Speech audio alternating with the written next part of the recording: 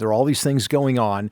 China's holding an empty can of gasoline, and our leaders are basically not saying or doing anything about it. It's not that they caused these problems, but they've exacerbated them and made them worse. That's violence in the streets with what they're doing in equipping some criminal gangs in the United States, what they're certainly doing in supporting and encouraging some of these extreme violent left-wing groups that are operating in America's streets. And of course, fentanyl poisoning. A lot of people think of that as something that the drug cartels are doing. The drug cartels are really the junior partners. It is really the Chinese that are the senior partners in that operation. So they have like a direct link to each other. Absolutely. So if you think about every link in this chain, the precursors, of course, we all know come from China. Those are the component parts of the fentanyl. They get shipped from China. They go to a port in Mexico called Manzanillo. 90% of the precursors go there. That port, that terminal is run by a Chinese company. They take those precursors, they send them up to a town in northern Mexico. It's got to be put together and made into fentanyl. There are 2,000 Chinese nationals in northern Mexico that are doing that. They live there and that's what they do.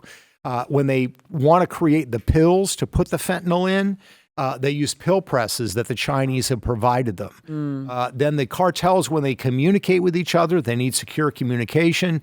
They're using Chinese apps and they're using Chinese devices because they know that the Chinese will not share those communications with the United States. And then finally, the laundering of all the drug money. In the cocaine days, the Mexican cartels used to do that in Latin American banks. Now they do it in Chinese state-owned banks. Wow. So this is... it was a thing that I always, when the fentanyl really started getting bad, I was like, I don't understand why Mexico would be, I mean, I get it that for them, it's about the money. For Mexico, it's about the money. But I'm like, but if you're killing all of your customers, why would you, that's not a solid business model. No, and that's a genius point that you're making, because on the face of it, it doesn't make sense because the cartels are doing that. Here's basically the trade-off. The cartels are helping kill their customers, but the profit margin for fentanyl is 8 to 10 times what it is for cocaine. So they're willing to suffer those casualties. Meanwhile, the senior partner, the Chinese, making money is great, but what they really want to do is kill Americans. And the crazy thing with fentanyl, it's not like heroin, it's not like cocaine. Most people that are dying from this poisoning don't even know they're taking fentanyl. They think they're taking a Vicodin, or it's some college kid who's, says, can I borrow an Adderall from a roommate to study for an exam? They take it and suddenly they're dead. It's now the leading cause of death for Americans under the age of 45. Yeah, and that's the thing. And China's like, good. We want to kill Americans. This is how we're going to do it.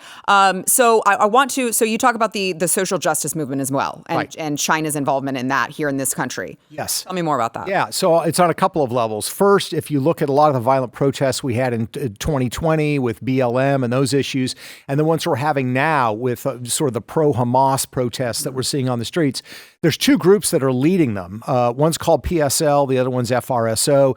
These are hard left groups that are aligned with China. They've sworn allegiance to China, to the CCP.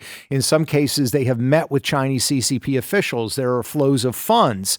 And so this is part of their effort to push extremes.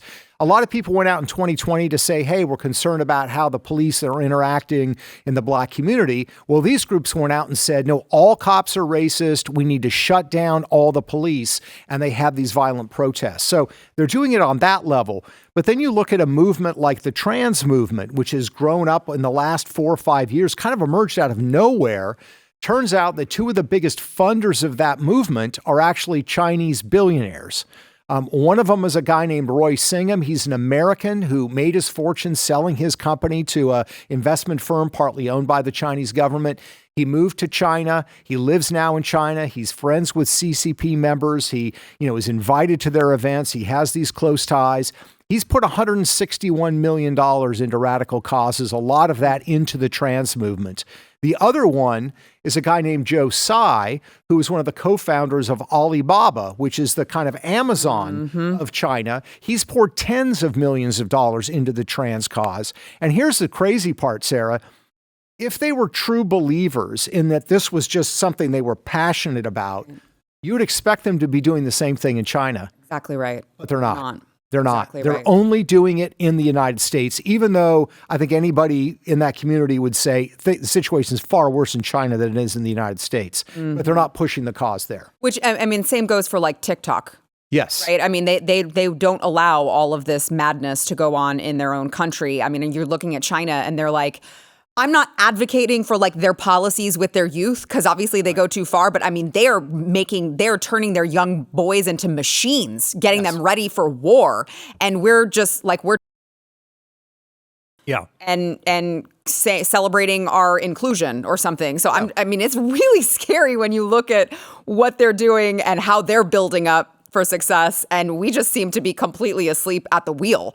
Yeah. It's scary. Yeah, no, they call it cognitive warfare, and they think that if you look at the future trajectory, things look better for China than for the United States. You've got TikTok, which is controlled by ByteDance, this Chinese company close to the CCP. I quote in the book extensively from Chinese propaganda experts who talk about how TikTok is the Trojan horse, that they have access to our kids. And what are they feeding our kids? Basically cotton candy, somebody in blue hair screaming on a street corner. That's basically what you're getting on TikTok, and our kids are getting that. ByteDance has an equivalent in China called Douyin, but you don't have blue hair screaming on the street. They're looking at science experiments, lessons in Chinese history, of course, distorted to the CCP version. It's a much more serious educational app. So they're giving us, our kids, cotton candy. They're giving their kids spinach, and they're very confident they're going to win the cognitive warfare going forward. I mean, I'm a little bit nervous that they are going to win going forward. Yeah. And not to mention, Peter, you've done so much work on this particular subject as well. It's like, well, don't worry. It's not like we have a compromised president, right? Yeah. Don't worry. Yeah. Biden will handle it. He's not compromised by the CCP. Yeah, he's compromised by the CCP. He's also, so quiet on the issue of fentanyl. He never, ever, ever wants to confront the Chinese of their involvement. When he meets with the Chinese officials, he says, well, I raise it, but no finger pointing. Right. Well, what I point out in the book is the Chinese gang leader, there's a gang called UBG, headed by a gang leader named Zhang Anlo, who also goes by the name White Wolf, right? If you're a gang leader, you have to have a name. White Wolf, that's the gang that set up the Sinaloa cartel and made them the kings of fentanyl in Mexico. Oh. He has a business partner who in 2017 gave the Bidens $5 million. Oh my gosh. So you literally have 1 degree of separation from the first family, the Biden family, to the fentanyl trade in Mexico. So does he really want to have a conversation about this? No, he does not. Of course not. And that's one of the reasons that I think that he is silent on that issue and silent on a lot of other things as well. If you like this clip and you want to see the full episode, click here. And if you want to subscribe to the channel, come on, you know you do. Click here.